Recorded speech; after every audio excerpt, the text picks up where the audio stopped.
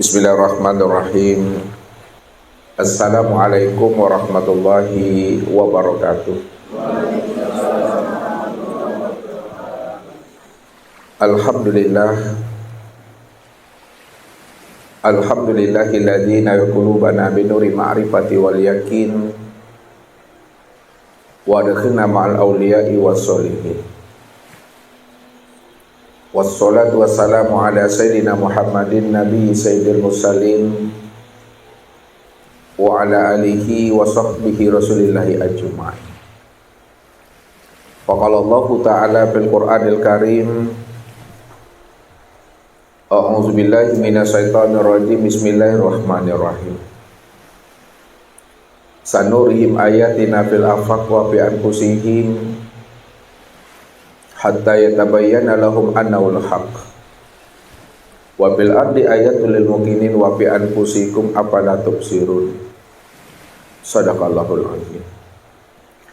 Bapak Ibu, saudara-saudaraku jamaah tauhid Rabbani Semarang yang dirahmati Allah.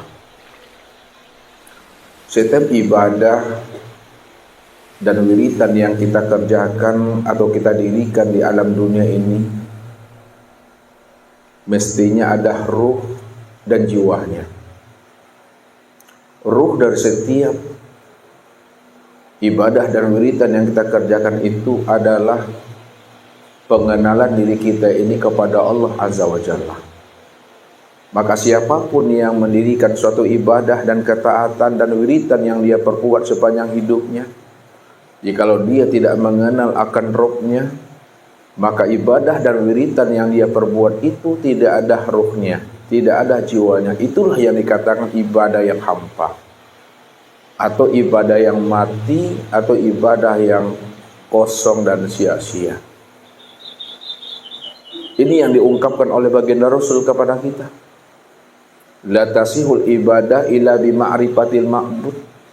Tidak sah solat yang dikerjakan dan didirikan, walaupun puluhan tahun dia mendirikan ibadah solat, namun solat yang didirikan itu tidak sah kalau dia tidak mengenal akan Allah. Makanya solat yang kita lakukan itu Bapak Ibu mesti solat yang benar-benar menyaksikan akan Allah. Ini yang Allah kehendaki kepada setiap kita ini. Wa'bud rabbaka hatta ya'tiyakal yakin. Sembahlah Rabbmu itu sehingga benar-benar terbit di dalam hatimu itu suatu keyakinan. Kalaulah kita beribadah kepada Allah, mesti terbit di dalam hati kita itu suatu keyakinan. Lalu mana yang dikatakan yakin itu menurut Nabi? Yang dikatakan yakin itu menurut Nabi Bapak Ibu adalah al-imanu kulluh. Itu adalah iman yang sempurna. Kalaulah keyakinan itu dikatakan iman yang sempurna dari setiap ibadah dan ketaatan yang kita kerjakan, lalu iman yang sempurna itu bagaimana pula menurut Nabi? Iman yang sempurna menurut Nabi itu Bapak Ibu adalah al-iman antu'minu bi ru'yatillah. Iman yang sempurna itu di mana masing-masing kita ini sudah mampu mengenal, berliqah, bermusyahadah dan bermuwajahah dengan Allah. Iman yang sempurna itu di mana Bapak Ibu itu sudah menyaksikan Allah yang diibadati. Makanya solat yang tidak menyaksikan Allah itu dikatakan namanya solat yang mengkhayal, solat yang melamun. Bagaimana hatinya itu akan hadir kepada Allah kalau dia itu belum mengenal, belum berjumpa, bersua dan bertatap wajah dengan Allah. Maka disinilah sebenarnya penekanan baginda Rasul Nabi Muhammad sallallahu alaihi wasallam kepada umatnya ini. Apa kata baginda Rasul kepada kita? Anta'budallah ka'annaka tarahu. Sembahlah olehmu Allah itu seolah-olah kamu melihatnya. Makna ka'annaka itu benar-benarlah kamu itu menyaksikan Allah yang kamu ibadati itu. Makanya puncak daripada ibadah dan ketaatan yang kita perbuat, salah satunya adalah ibadah sholat. Benar-benar ibadah sholat itu adalah ibadah yang menyaksikan Allah. Sebab Allah itulah sebenarnya ruh dari setiap ibadah dan wiritan yang kita kerjakan. Makanya Nabi pernah membuat suatu perumpamaan dan contoh.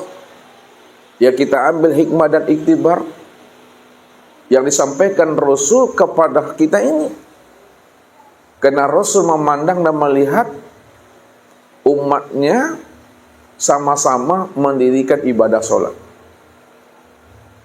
Apa kata baginda Rasul?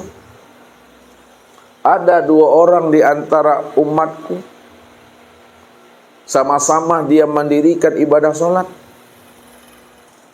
Cara berdirinya di dalam sholat sama, cara rukunya di dalam sholat juga sama, cara iktidal, sujud dan duduknya tidak berbeda. Akan tetapi sholat di antara mereka berdua bagaikan langit dengan bumi. Apa maknanya itu? Dia sama-sama sholat, berdirinya sama, rukunya sama, iktidalnya sama, sujud dan duduknya berbeda. Tapi kenapa sholat di antara mereka berdua itu kualitasnya, mutunya bagaikan langit dengan bumi? Itu maknanya, yang satu sholatnya itu benar-benar menyaksikan Allah. Hadir hatinya itu menyaksikan Allah. Yang wujud, yang terang dan yang nyata. Sempurna pada dirinya. Dan yang satu sholatnya itu lalai, belusukan. Sholat yang mana hatinya itu benar-benar buta. Sholat yang menghayal. Karena mereka yang lalai ini, dia tidak melihat, dia tidak menyaksikan, dia belum bertatap wajah dengan Tuhannya. Makanya yang satu yang melihat ini ada ruhnya, yang satu tidak melihat, tidak ada ruhnya. Itulah sholat yang mati. Dan inilah yang diungkapkan oleh baginda Rasul kepada kita, Bapak Ibu. Sayati zamanun ala ummati yusalluna wala yusallun. Akan datang nanti suatu masa kepada umatku setelah aku tiada, di mana umatku itu mendirikan ibadah sholat yang wajib dan yang sunnah, tapi sebenarnya mereka itu belum sholat. Tubuhnya saja yang berdiri, rukuk dan iktidal. Tubuhnya saja yang sujud dan duduk. Akan tetapi mereka sebenarnya belumlah sholat. Inilah yang dikatakan Allah itu kepada mereka. Sholat mereka itu taubahnya hanyalah bertepuk tangan dan bersiul saja. Ini Allah katakan. Mukaan wa taswiyah. Sholatnya hanya taubahnya bertepuk tangan dan bersiul saja. Mereka baru sebatas mengerjakan perbuatan sholat, tapi sebenarnya belum sholat. Hatinya belum hadir kepada Allah. Ruhaninya belum ingat kepada Allah. Maka dalam penyampaian kaji, itu baru sebatas melakukan perbuatan sholat. Namanya sholat batang tubuh. Nah, ini yang kita mesti koreksi dari setiap ibadah kita ini. Kalau tidak, Bapak Ibu, apa yang disampaikan Nabi itu benar-benar terbukti nantinya. Kamin qaimin hazuhu min sholati at-ta'ab wan nasab. Berapa banyak nanti umatku yang mendirikan ibadah sholat, tapi dia tidak mendapatkan apa-apa dari ibadah sholat yang dia kerjakan, melainkan at-ta'ab wan nasab, hanya rasa capek, letih dan panekse yang dapat Bapak Ibu. Kalau bahasa ustadznya Bapak Ibu, la uzur badani, lausang badan ini, dah lapuk, dah reot badan ini kena rajin beribadah, tapi tidak menghasilkan apa-apa buat dirinya, tidak memberi faedah buat dirinya. Inilah ibadahnya orang yang tertipu, Wa hum yahsabuna annahum yuhsinuna sun'a. Mereka mengira dan menyangka telah melakukan amal yang terbaik, sebenarnya mereka sudah tertipu dengan diri dan amal mereka sendiri, kata Allah. Kalau bahasa Ustaz takicu di nentarang namanya Bapak Ibu. Saya tidak tahu Bapak Ibu artinya takicu di nentarang. Tanya sama Pak Ardi. Ya. Kalau takicu di Nanggalo biasa tuh Bapak Ibu, gelap. Kita berjalan tengah malam lewat sini, ya, masuk kaki kita ini di lubang gitu, kena gelap itu biasa.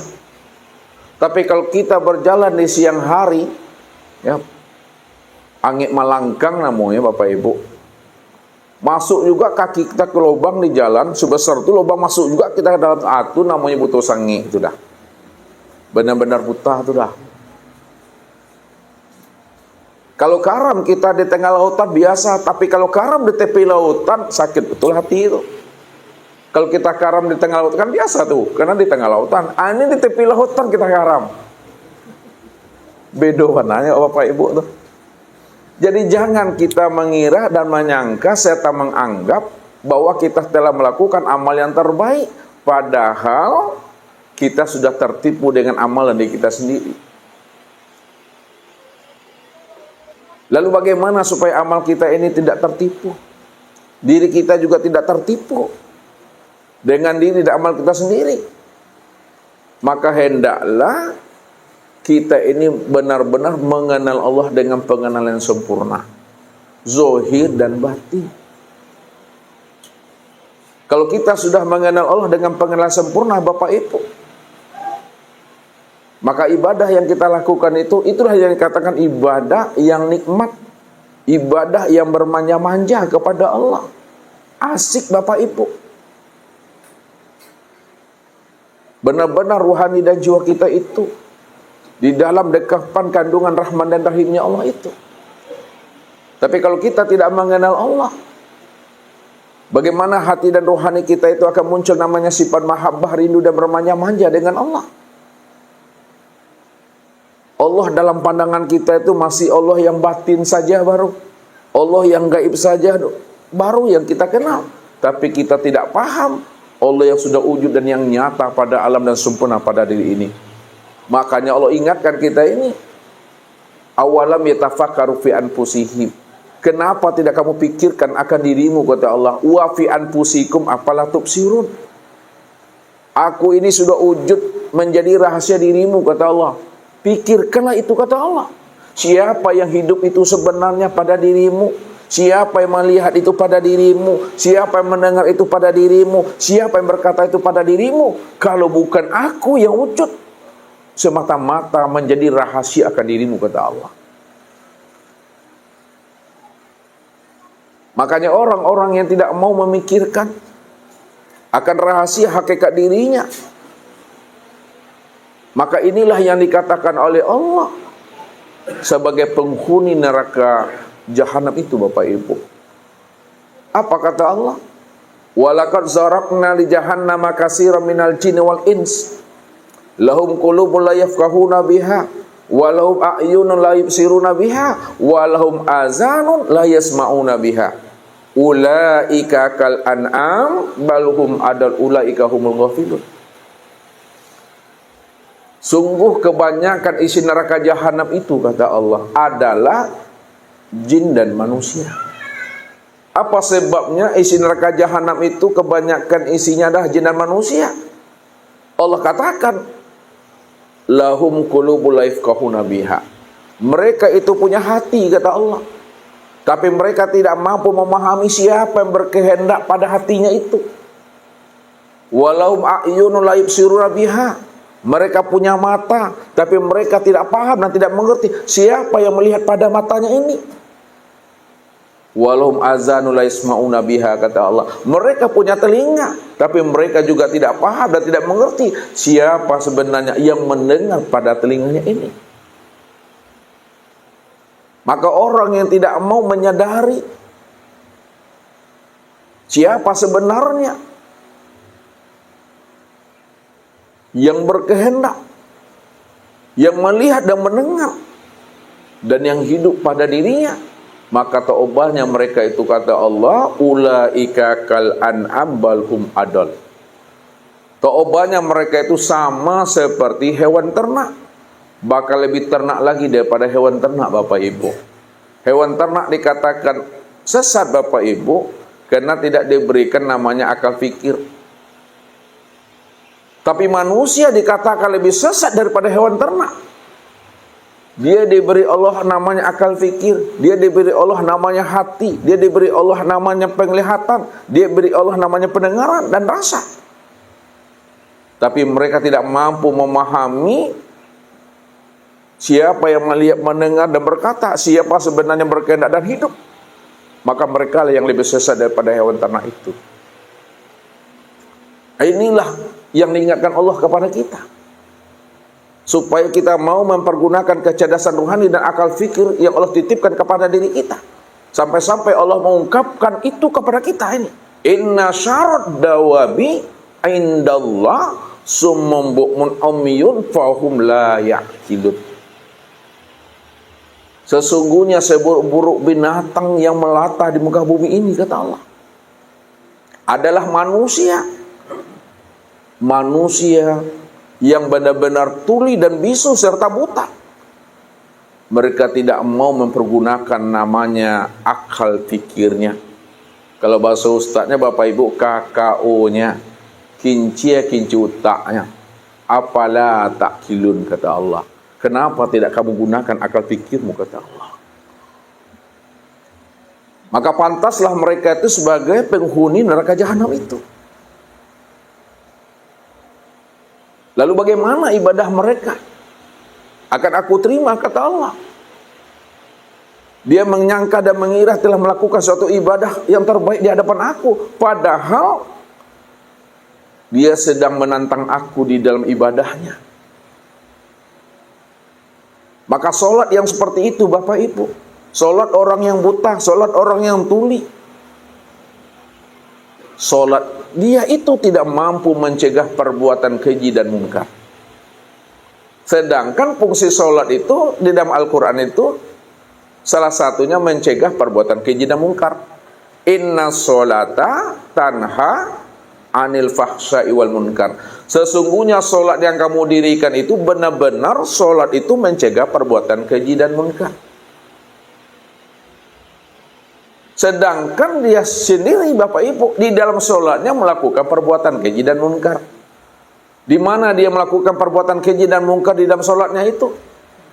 Pada saat dia mendirikan ibadah sholat, namun dialah yang merasa dirinya itulah yang berdiri.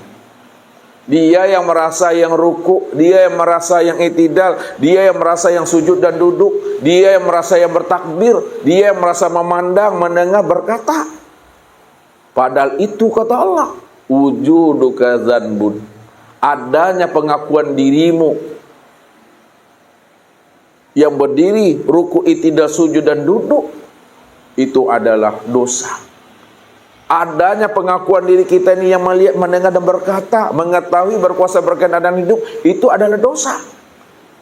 Maka solat yang tidak mengenal Allah, solat yang tidak mengenal akan aku, kata Allah, solatnya tidak akan mampu mencegah perbuatan keji dan munkar. Inilah solatnya itu tidak memberikan efek, tidak memberikan manfaat dan faedah buat dirinya, sehingga ibadahnya itu menjadi amal ibadah yang hampa dan sia-sia, Bapak Ibu. Jadi sore ini, Bapak Ibu, ya, sambil menunggu waktu maghrib masuk, kita mencoba untuk memahami bagaimana jalan kita itu, ya, bisa mengenal akan Allah. Karena mengenal Allah itu amat sangat mudah, Bapak Ibu. Kalau ada Bapak Ibu sulit kali mengenal Allah, itu bukan karena Allahnya. Yang membuat sulitnya jemaah itu mengenal Allah itu karena gurunya saja itu, ya. Tapi bukan ustaz. Untuk lebih pahamnya tunggulah pesan-pesan berikut ini. Tuh. Jadi sholat yang kita dirikan, Bapak Ibu, ya, supaya solat kita itu mampu mencegah perbuatan keji dan mungkar, maka solat kita itu adalah solat yang mesti mengenal Allah lebih dahulu. Solat kita itu mesti mengenal Allah lebih dahulu. Sebab apa? Sebelum Allah memerintahkan kita untuk mendirikan ibadah solat, Allah lebih dahulu memerintahkan kita itu untuk mengenali akan dirinya. Allah memperkenalkan dirinya kepada Nabi dan Rasulnya untuk disampaikan kepada hambanya yang belum mengenal akan dirinya melalui lisan para Nabi dan para Rasul. Apa kata Allah? Innani anallah, la ilaha illa ana, fa'budni wa aqimis sholata li zikri. Sesungguhnya diriku ini adalah Allah. Jadi Allah memperkenalkan dirinya, sesungguhnya aku ini adalah Allah. La ilaha illa ana. Tidak ada yang wujud dan yang nyata, melainkan yang wujud dan yang nyata itu sebenarnya adalah aku, kata Allah. Maka siapa yang sudah mengenal akan diriku, akulah yang wujud, akulah yang nyata, akulah yang awal, akhir, zahir dan batin. Siapa yang telah mengenal aku dengan pengenalan yang sempurna, fa'budni, maka sembahlah aku. Hakikat penyembahan itu Bapak Ibu, itu sebenarnya adalah makrifat, mengenal akan dirinya tuh. Nih, hakikat ibadah itu makrifat, mengenal dirinya. Nah, hakikat makrifat ini adalah liqa, berjumpa. Hakikat liqa itu adalah musyahadah, menyaksikan. Hakikat musyahadah itu adalah muwajjahah, bertatap wajah. Makanya ketika kita telah mengenalnya, kita telah berjumpa dengan dirinya, kita telah bertatap wajah dengan dirinya, disebabkan karena kita sudah menyaksikannya, barulah Allah katakan wa aqimis sholata li zikri. Maka dirikalah solat itu benar-benar solat yang ingat akan diriku. Makanya syarat ingat itu makrifat. Tak mungkin seseorang itu bisa mengingat akan Rabb-nya. Tak mungkin seseorang itu bisa mengingatkan Allah kalau dia belum mengenal Allah itu lebih dahulu. Dan tak mungkin pula dia bisa mengenal Allah itu kalau belum berjumpa dengan Allah. Dan tak mungkin pula dia bisa berjumpa dengan Allah kalau dia belum menyaksikan Allah. Dan tak mungkin pula dia menyaksikan Allah kalau dia belum bermuwajahah dengan Allah. Jadi syaratnya bisa kita ingat Allah itu bermuwajahah, bermusyahadah, berliqa dan bermakrifat. Inilah solat yang ingat itu.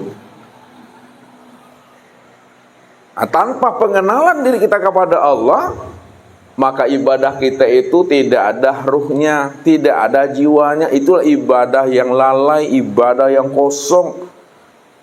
Sampai-sampai Nabi mengatakan, kamin qaimin hazumin sholati at-ta'ab wan nasab.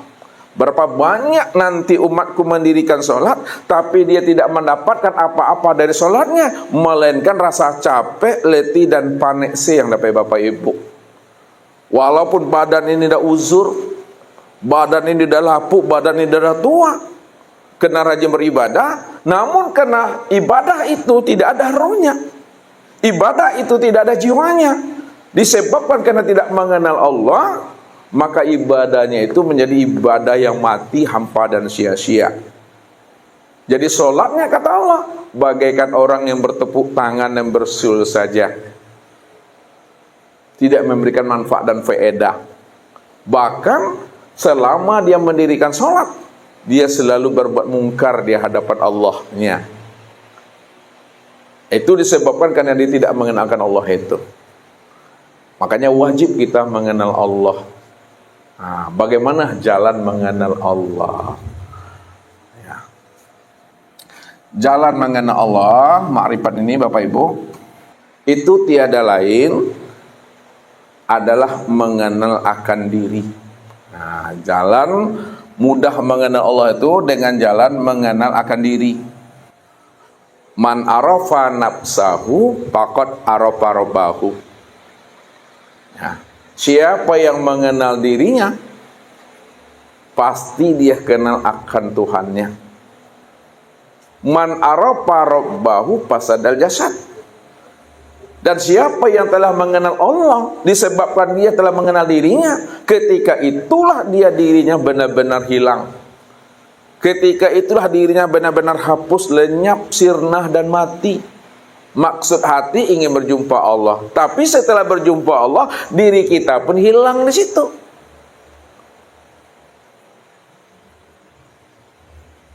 Jadi ketika diri kita hilang, diri kita dah mati, tidak ada wujud di situ lagi, dan tidak ada lagi dia bersifat. Maka nyatalah Allah itu benar-benar wujud dan bersifat. Disitulah letaknya qiyamuhu binafsihi itu. Dia yang wujud semata-mata Bapak Ibu.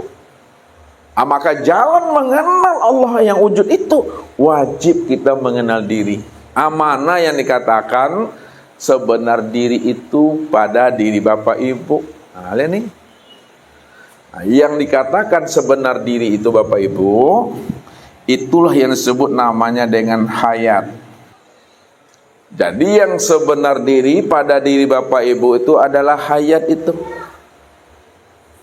Hayat itu baru namanya sebutan baru Bapak Ibu. Ya, hayat apa artinya Ibu-ibu? Hidup. Nah. Kalaulah hayat itu artinya hidup, mana yang hidup itu pada diri kita itu? Nah, yang dikatakan hayat, yang hidup pada diri kita itu, itulah yang disebut namanya dengan nyawa.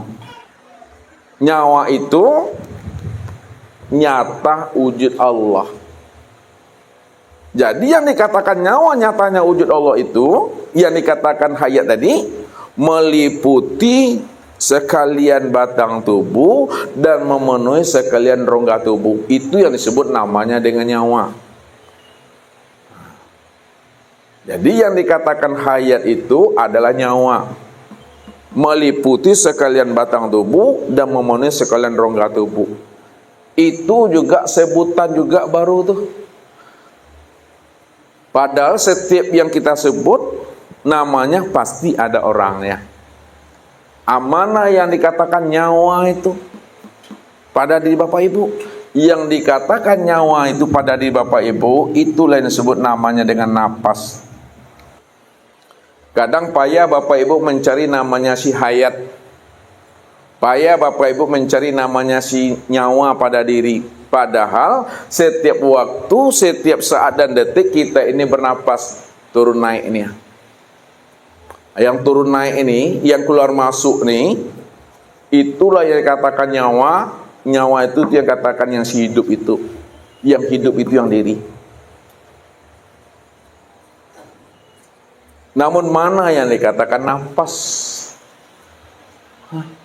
Yang turun naik itu nafas, yang keluar masuk nafas. Yang mana tuh sebenarnya yang nafas, yang turun naik, yang keluar masuk itu? Yang sebenar-benarnya nafas, yang keluar masuk, turun naik itu adalah ruh.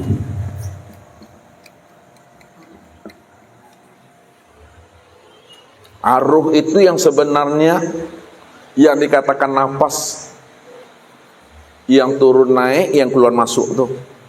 Ruh itu maknanya rahasia wujud rahasia wujud aku tuh kata Allah.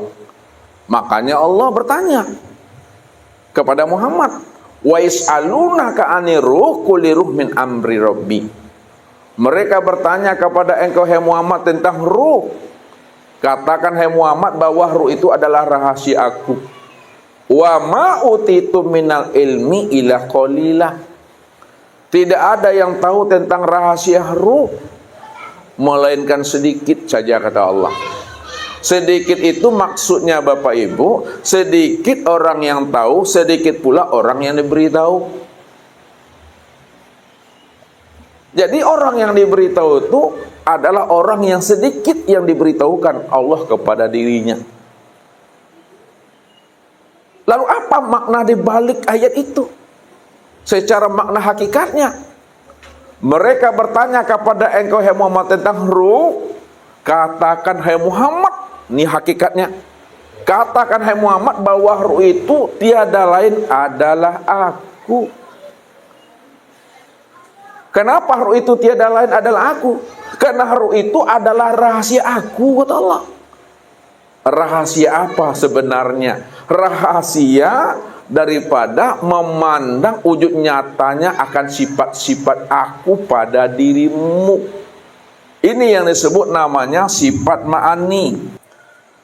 Sifat yang 7, yaitu sama, basar, kalam, ilmu, kudrat, iradat, dan hayat. Jadi ruh itu maksudnya adalah sifat ma'ani. Sifat ma'ani itu sifat Allah. Kalaulah ruh itu adalah sifat ma'ani, sifat Allah, siapa sifat itu yang sebenar-benarnya? Siapa sebenar-benarnya yang mendengar itu? Allah. Yang sebenar-benarnya yang mendengar itu adalah Allah. Siapa sebenar-benarnya yang melihat itu? Yang sebenar-benar melihat itu adalah Allah. Siapa sebenar-benarnya berkata? Yang sebenar-benar berkata itu adalah Allah. Siapa sebenar-benarnya yang mengetahui? Itu adalah Allah.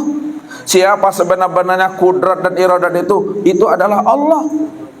Dan siapa sebenar-benarnya hidup itu adalah Allah. Maka ketika itulah Allah katakan, wasifati la ghairi, sifatku itu tiada lain adalah aku, itu kata Allah.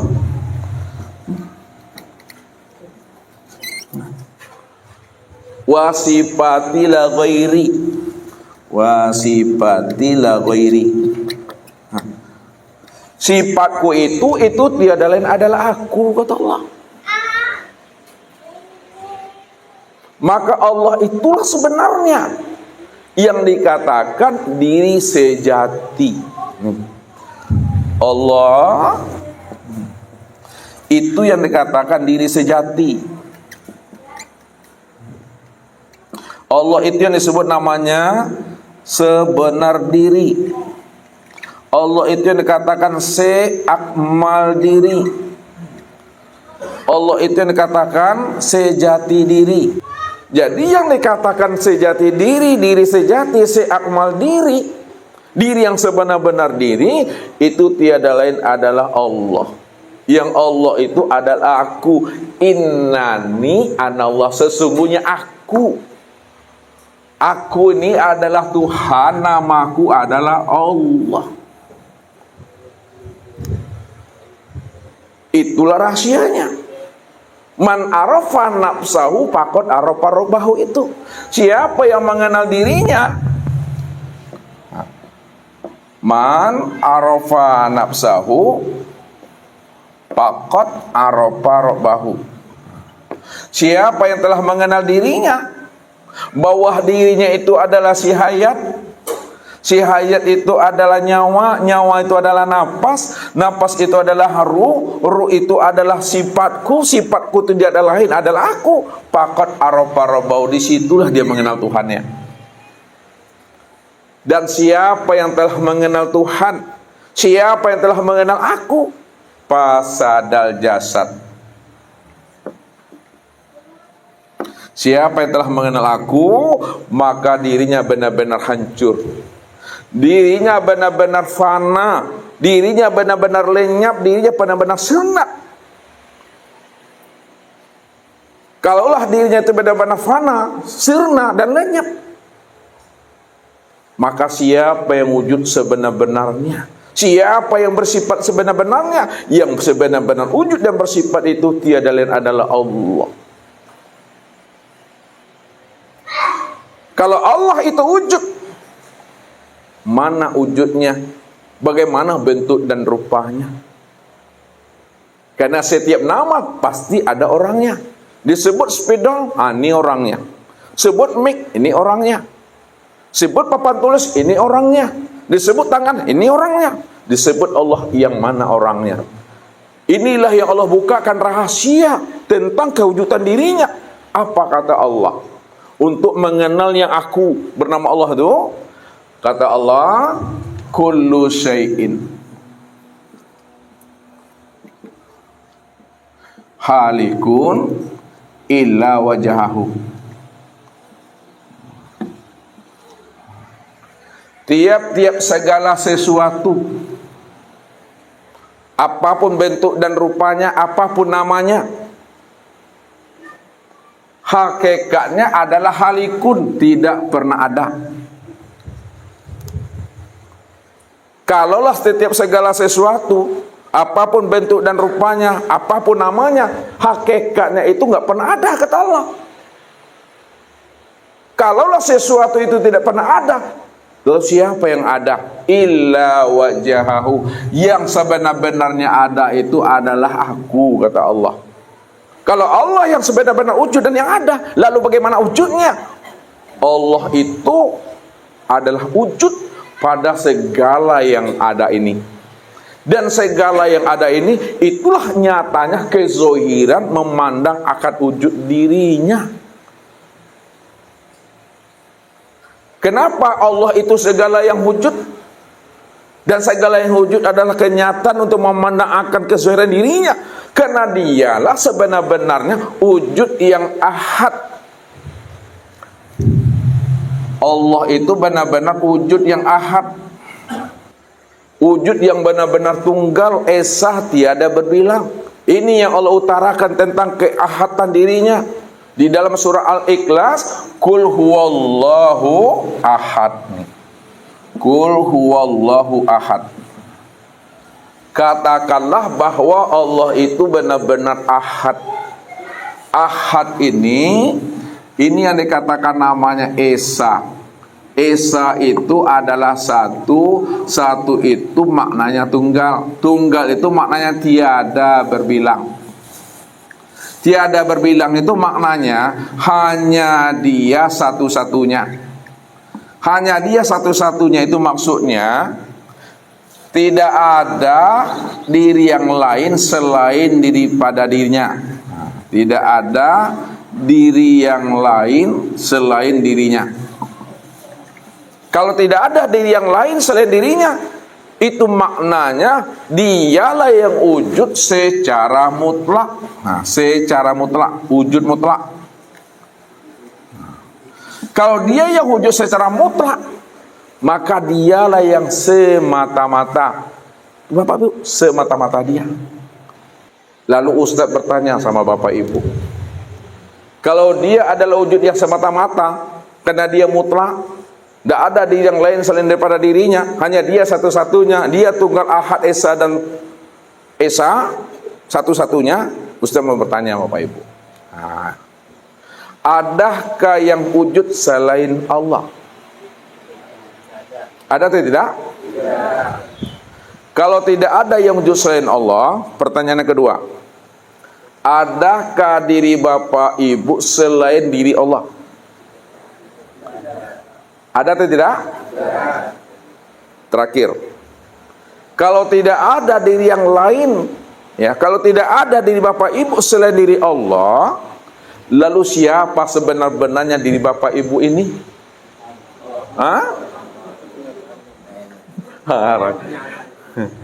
Kalaulah diri Bapak Ibu tidak ada, yang ada itu hanya Allah, siapa sebenar-benarnya diri Bapak Ibu?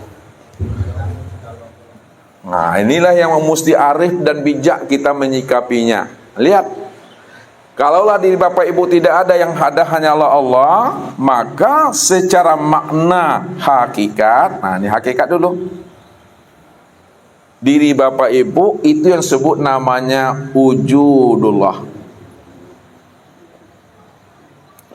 atau disebut namanya ainullah. Ya.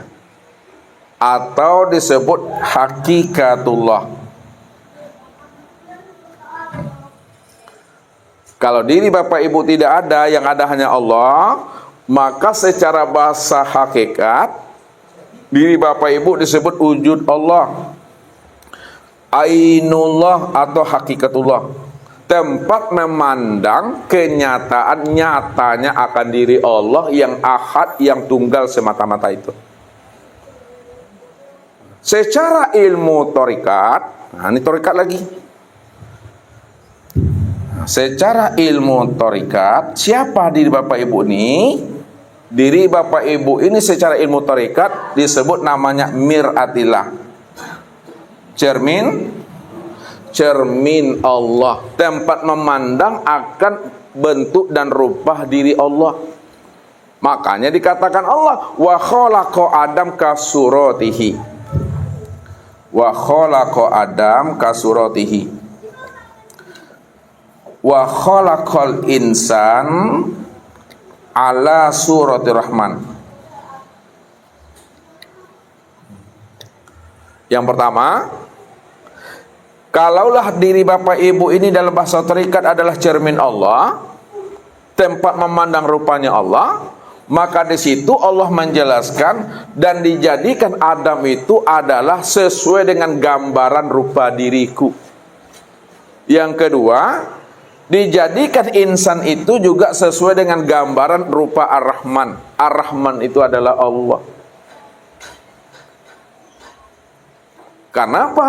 Karena dia cuma yang wujud, dia cuma yang ada. Kalau dia yang wujud dan dia cuma yang ada, maka dirinya yang tampak, dirinya yang terlihat pada segala yang wujud dan segala yang ada ini. Sebab apa? Segala yang wujud dan segala yang ada itu adalah cermin untuk memandang rupa akan dirinya sendiri. Ustaz mau nanya sama ibu-ibu.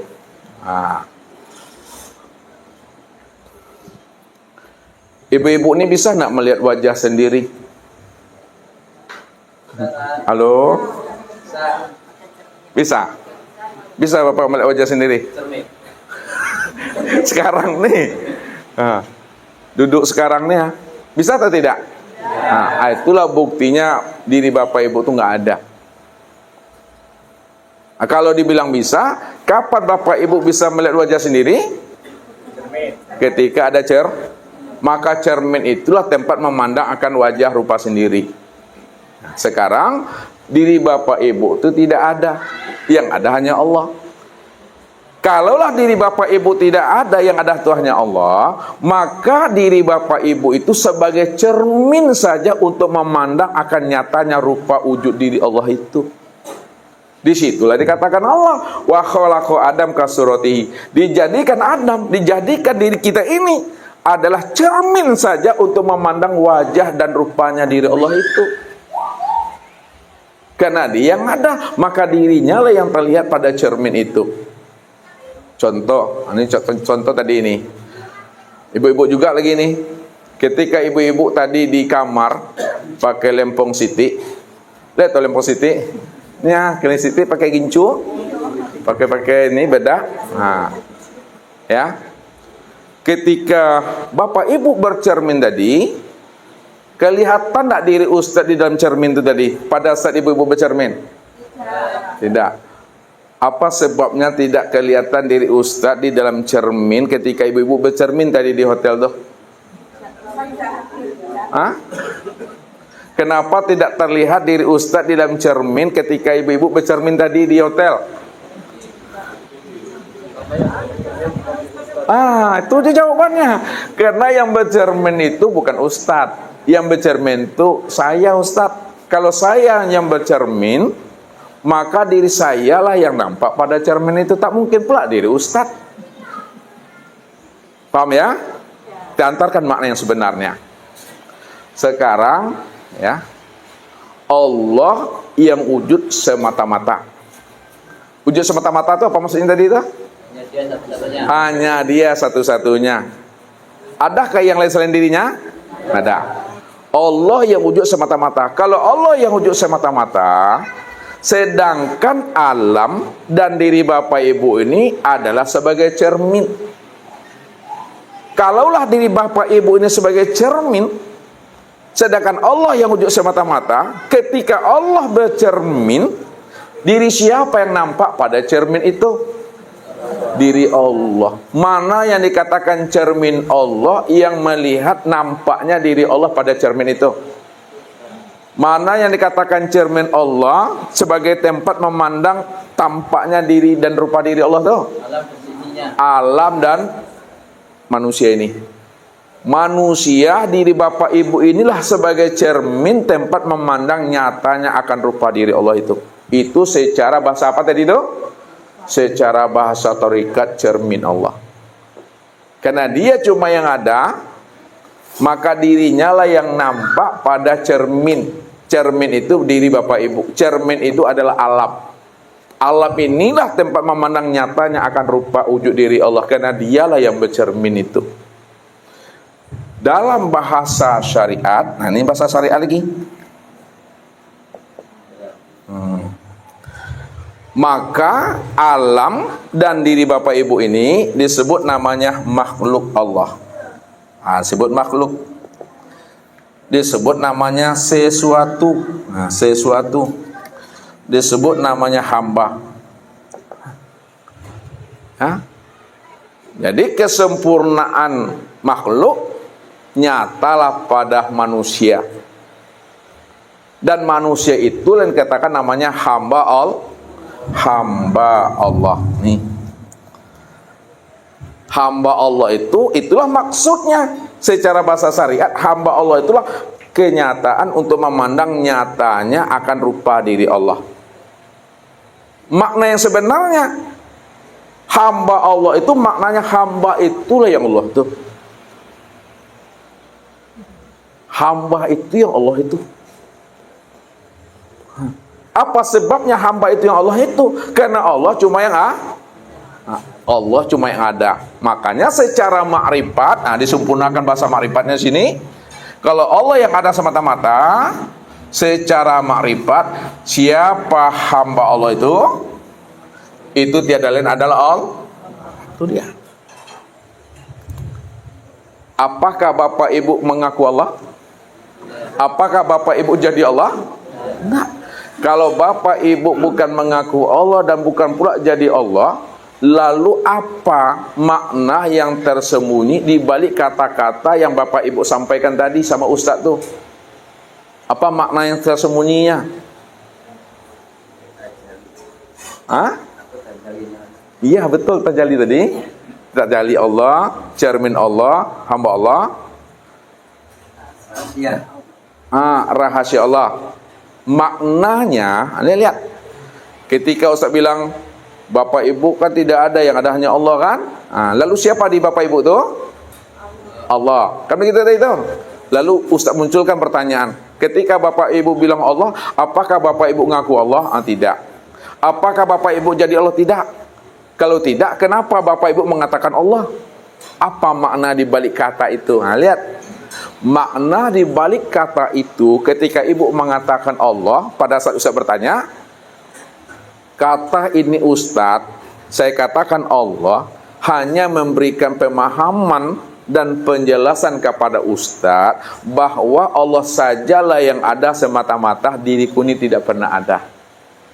Kalau Allah yang ada semata-mata, diriku tidak pernah ada, maka diriku inilah yang disebut namanya tajalli Allah, kenyataan Allah, tempat memandang dirinya Allah. Kalaulah diriku ini adalah kenyataan Allah, tempat memandang dirinya Allah, sebenar-benarnya diri aku inilah sebenarnya Allah itu. Namun kata-kata ini bukan mengatakan kepada bapak ibu, aku ini Allah, aku jadi Tuhan, enggak. Untuk memberikan pemahaman saja, Allah yang benar-benar ada, kita tidak pernah ada. Kapan bapak ibu tidak pernah ada? Sejak mula adanya nggak pernah ada. Kapan sejak mula adanya di bapak ibu tidak pernah ada?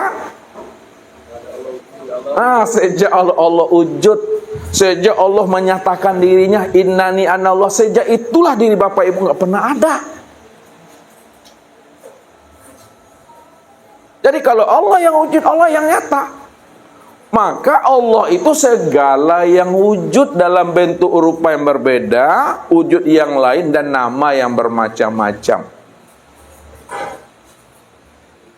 Maka kenalilah tahwil, penyamaran akan diri Allah.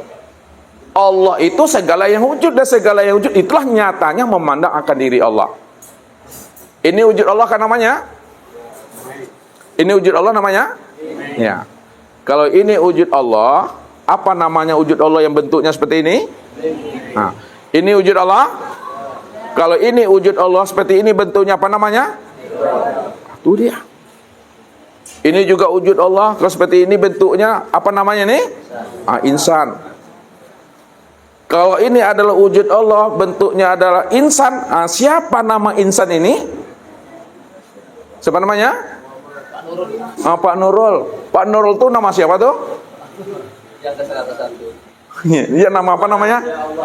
Pak Nurul itu nama rahasia diri Allah yang wujud pada Itu dia Bapak Ibu. Ini nama rahasia Allah enggak nih? Iya. Ini nama rahasia Allah enggak nih? Iya. Kenapa dikatakan mik spidol nama rahasia Allah?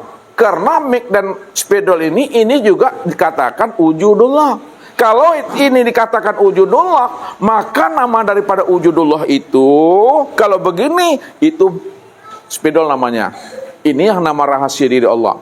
Kalau begini bentuknya, mik nama, inilah nama rahasia diri Allah. Akan tetapi, kesempurnaan nama rahasia wujud Allah pada segala yang ada ini, sempurna pada insan. Insan itu yang nama ke-100. Sekarang insan itu namanya Pak Udah. Pak Udah itu yang nama rahasia diri Allah yang ke-101. Pahamin itu tuh. Disitulah rahasianya tadi. Siapa yang sudah kenal dirinya, pasti dia kenal Tuhannya. Siapa yang sudah kenal Tuhannya, hilang pula dirinya. Kalau udah hilang dirinya, diri siapa yang wujud ini? Ya Allah itu Bapak Ibu. Makanya perjumpaan diri Bapak Ibu itu dengan Allah adalah pertemuan dalam satu wujud, pertemuan dalam satu rupa, pertemuan dalam satu nama, pertemuan satu dalam rahasia. Jangan Bapak Ibu bayangkan pula pertemuan Bapak Ibu dengan Allah seperti Ustadz dengan beliau ini, atau beliau ini dengan Ustadz ini, gitu. Seperti Ustadz dengan Pak Adi kayak gini. Pertemuan kita dengan Allah bukan seperti ini. Pertemuan satu wujud, satu rupa, satu nama, satu rahasia. Begitu mandangnya. Makanya pertemuan kita dengan Allah itu dalam satu wujud, satu rupa, satu nama, satu rahasia itu satu dalam pada diri insan masing-masing. Pada diri masing-masing. Walaupun Ustaz katakan pertemuan kita dengan Allah satu wujud, satu rupa, satu nama, satu rahasia pada diri masing-masing, namun diri masing-masing bukanlah kenyataan wujud diri Bapak akan tetapi kenyataan dirinya Allah. Hanya Ustaz selalu antarkan tuh. Walaupun orang mengatakan diri Bapak Ibu orang, tapi orangnya Bapak Ibu bukanlah kenyataan wujud diri Bapak Ibu. Walaupun manusia mengatakan diri Bapak Ibu manusia, akan tetapi manusianya diri Bapak Ibu bukanlah kenyataan wujud diri Bapak Ibu. Walaupun kita dikatakan insan, namun insannya kita bukanlah kenyataan wujud diri kita. Kalaulah kita dibilang punya diri, tapi diri kita bukanlah kenyataan diri kita. Kalaulah diri kita bukanlah kenyataan diri kita, insan bukan kenyataan diri kita, manusia dan orang bukanlah kenyataan diri kita, lalu siapa sebenarnya diri, orang, insan, manusia itu? Siapa? Itu adalah Allah itu sendiri. Kalau udah paham, apa kata Rasul? Man arafallah fahuwallah. Nih.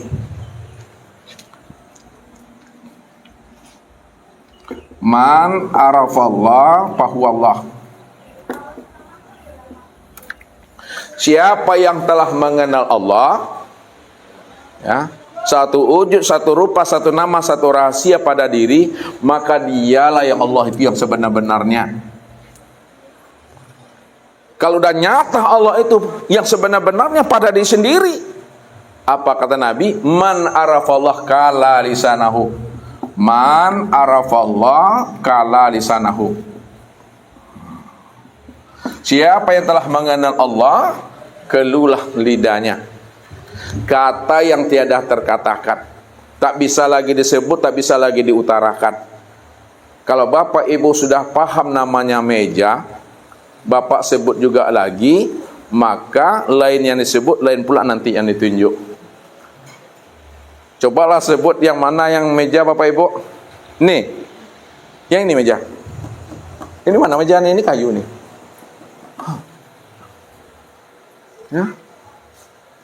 Bapak Ibu udah paham namanya mic. Ditunjuk juga mic yang mana? Mic ini. Yang disebut mic, yang ditunjuk apa nih? Besi. Sekarang kita berada di mana nih? Di aula mana nih? Di ruangan apa namanya? Ruangan apa nama Pak Adi? Yayasan ya? Ruangan yayasan yatim piatu.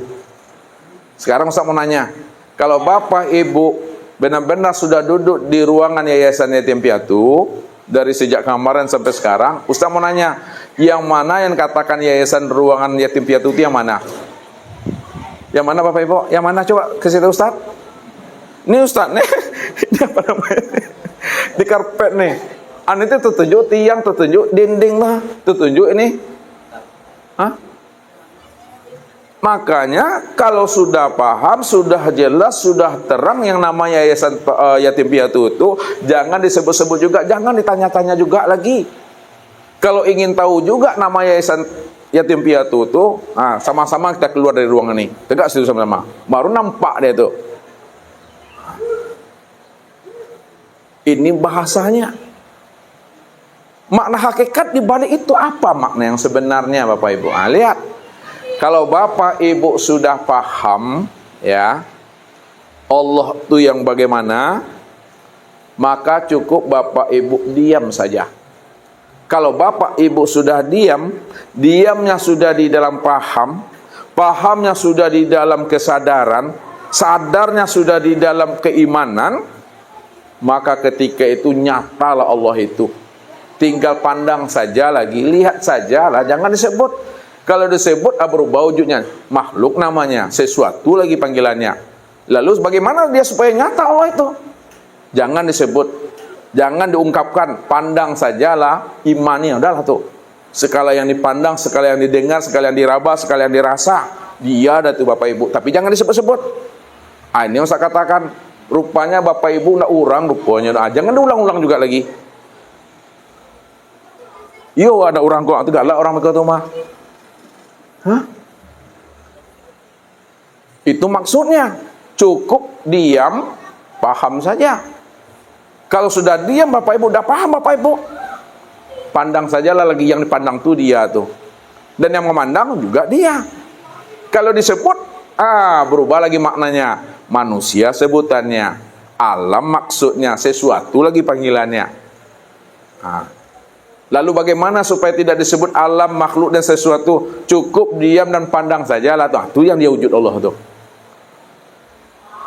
Oh Allah itu kan laisa kamislihi sayun mukhalafatul lil hawadis, kan Ustaz? Iya benar. Allah itu tidak berbentuk dan tidak berupa. Benar tuh. Namun segala bentuk dan rupa itulah nyatanya kezohiran wujud dirinya. Memangnya ada rupa yang lain dan wujud yang lain selain daripada dirinya? Tidak ada. Kalau tidak ada rupa yang lain dan wujud yang lain selain daripada dirinya, maka segala bentuk dan rupa, apapun namanya, itulah namanya nyatanya wujud rupa diri Allah itu. Ketika itu diam saja lagi, jangan disebut-sebut. Kalau disebut dia bersifat, dia kembali. Ini yang usah antarkan dengan bahasa kias. Pandang Allahnya apa yang dilihat oleh mata, dan jangan melihat apa yang dipandang oleh mata. Apa maksudnya tuh? Pandang Allahnya apa yang dilihat oleh mata. Maksudnya, segala yang kita pandang, itulah nyatanya akan rupa diri Allah. Dan jangan melihat apa yang dipandang oleh mata. Kalau kita melihat apa yang dipandang oleh mata, maka yang terpandang adalah suami, istri, anak, cucu, menantu. Yang terpandang adalah makhluk dan sesuatu. Tapi pandang Allahnya. Pada alam, pada sesuatu, pada suami dan istri. Rupanya suami, istri, alam dan sesuatu, itulah nyatanya akan rupa diri Allah itu. Ketika itu diam saja lagi Bapak Ibu. Itu maksud Ustaz tuh.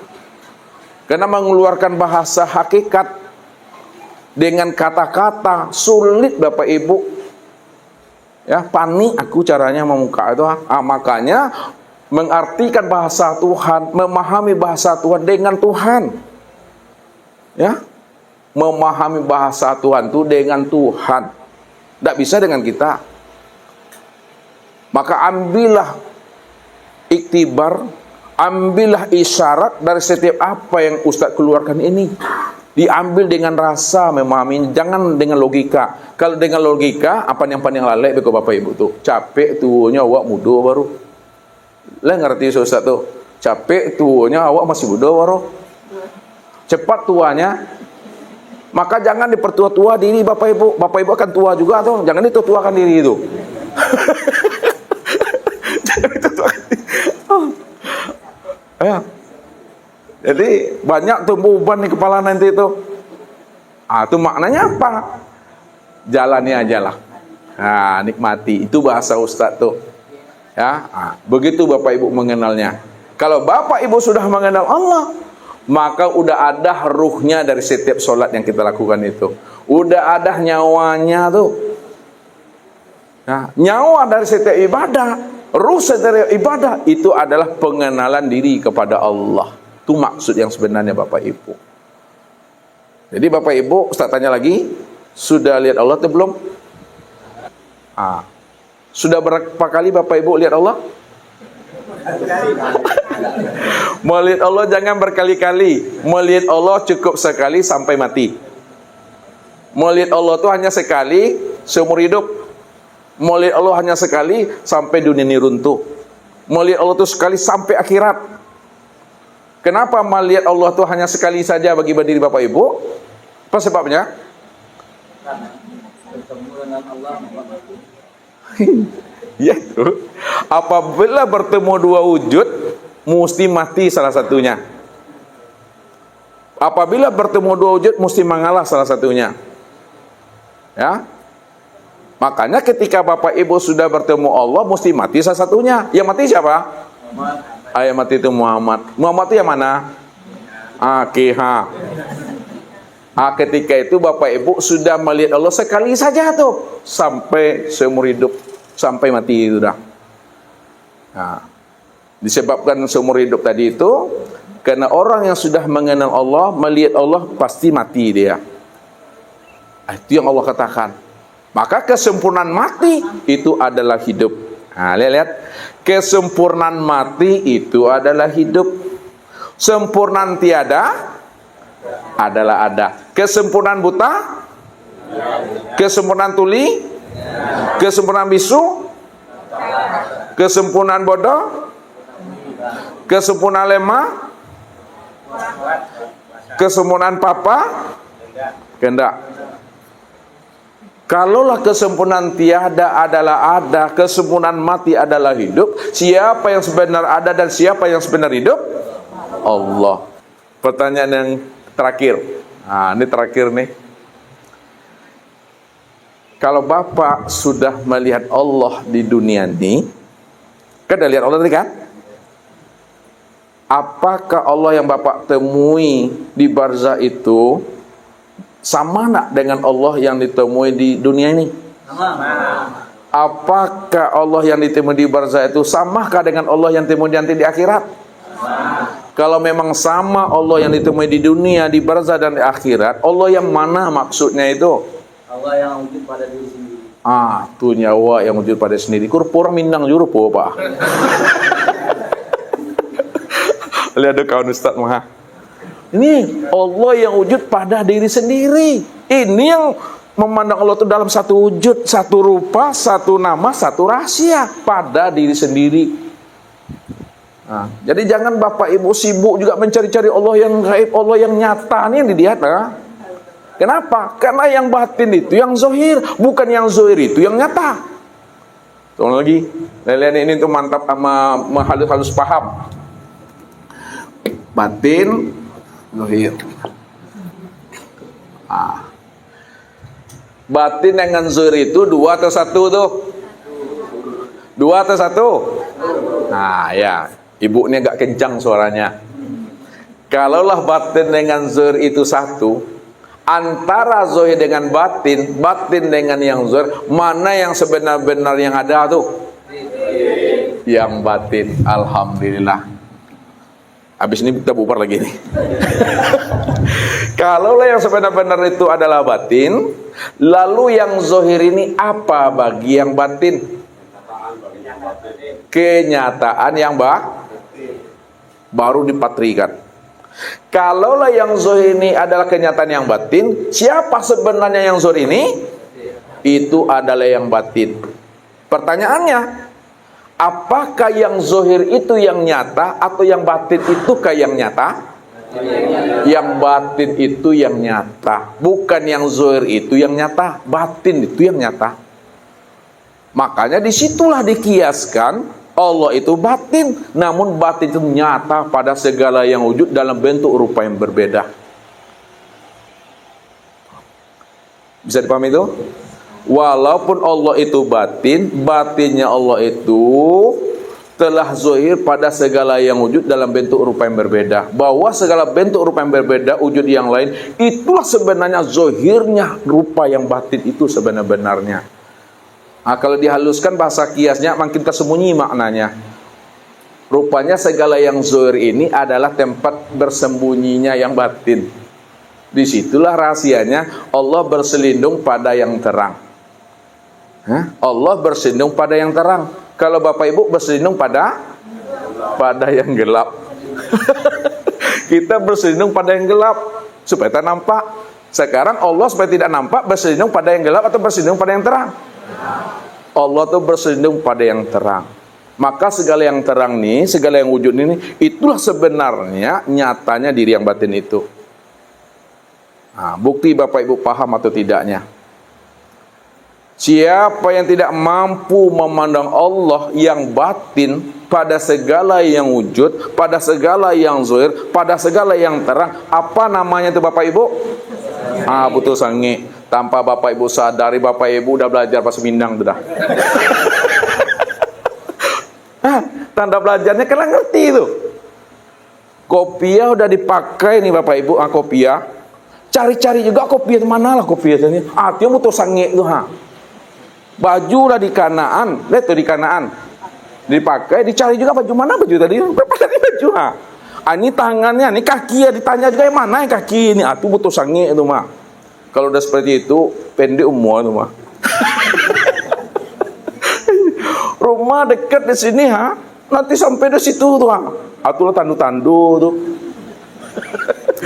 Itu udah nyata Bapak Ibu. Kalau udah nyata, kesimpulannya di dalam sholat. Ini kesimpulan sholat nih. Dalam bahasa syariat, ini kan kesimpulan sholat. Dalam bahasa syariat kita pakai dulu. Dalam bahasa syariat, karena Allah cuma yang wujud yang ada, maka Allah lah yang memuji dirinya sendiri. Allah yang menyembah diri sendiri. Itu bahasa syariat tuh. Karena dia cuma yang ada. Wa ani'buduni haza siratum mustaqim. Akulah yang menyembah dan memuji akan diriku sendiri. Dalam bahasa torikat, karena Allah yang ada, sholat itu Allah mengingat dirinya sendiri. Dalam bahasa hakikat, Allah menyaksikan dirinya sendiri. Dalam bahasa ma'rifat, tidak ada bahasa menyembah, tidak ada bahasa mengingat, tidak ada bahasa menyaksikan. Memang dah dia Bapak Ibu. Ketika itu dia yang menikmati dirinya sendiri. Itulah sudah. Jadi Allah tuh menikmati dia sendiri dengan dirinya sendiri. Itu dia. Nggak ada fiil yang lain di sana. Nah, pada saat itu sempurnakanlah syariat. Hadap wajah ke tempat sujud. Itu dia tuh. Ini secara sempurnanya. Hadap wajah ke tempat sujud, bukan ke dinding tuh. Nanti silentkan AP. Baca pula silentkan AP. Ini ada wajah. Hadap dada ke kiblat. Jangan ke Israel. Ke Ka'bah tuh. Maka hadap hati sudah hadir menyaksikan Allah pada diri sendiri. Mulut membaca ayat, telinga mendengarkan bacaan ayat, akal pikir mengontrol dan mengawasi apa yang diperbuat oleh anggota tubuh mulai dari takbir sampai salam, dan apa yang dibaca oleh mulut dan apa pula yang didengar oleh telinga. Sedangkan rasa dan perasaan menikmati. Itulah duduknya, berdiri tegak betul. Ini berdiri namanya Bapak Ibu. Berdiri nih tegak betul tuh itikot.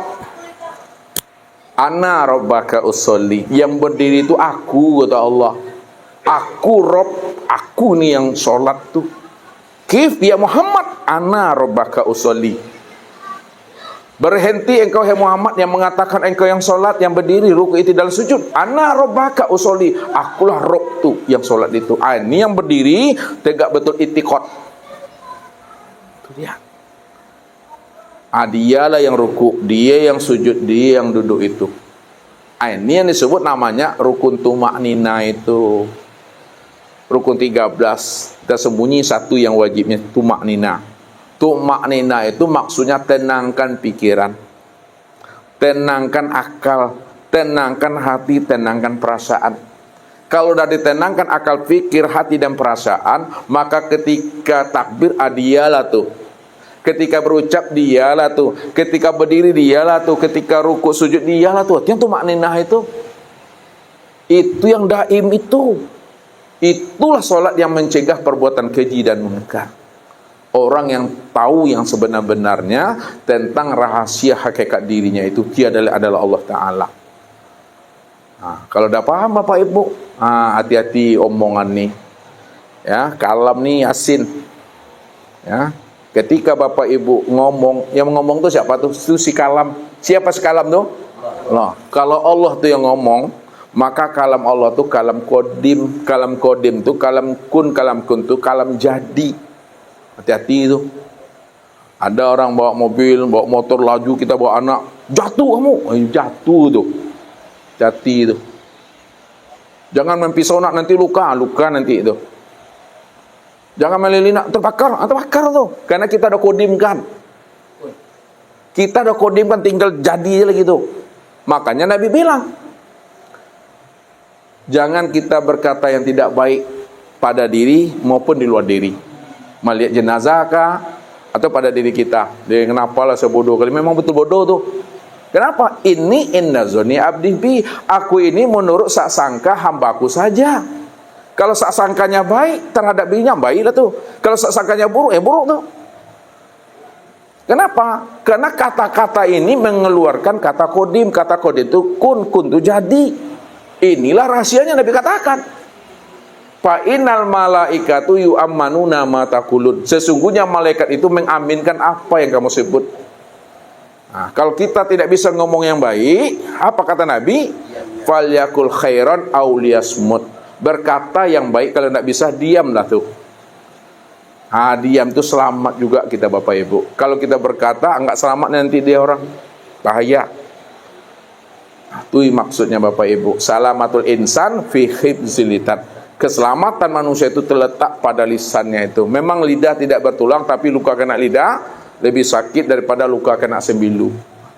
Sembilu tahu kan? Itu tuh. Mungkin itu saja Bapak Ibu, udah capek aku jadinya.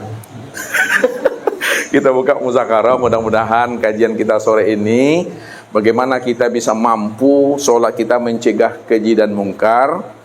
Kita mesti kenali sebenarnya hakikat rahasia sholat itu adalah Allah itu. Itulah sebenarnya solat kita ada ruhnya, solat kita ada nyawanya. Billahi taufiq wal hidayah. Wassalamualaikum warahmatullahi wabarakatuh.